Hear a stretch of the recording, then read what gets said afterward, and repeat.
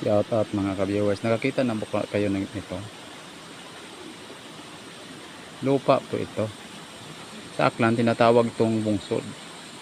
Sa Ilonggo, bungyod ang tawag nito. Ewan kung ano ito sa Tagalog.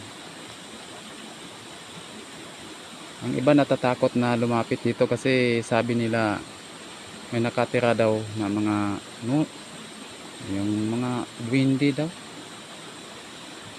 Natatakot sila. Pero kung mayroon man, mayroon tayong orasyon nito mga ka-viewers.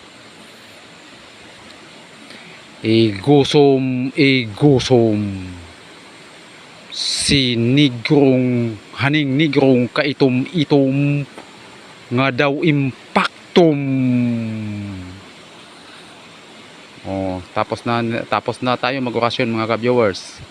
Tingnan nga natin kung anong laman nito. Pero kung mayroon man talagang mga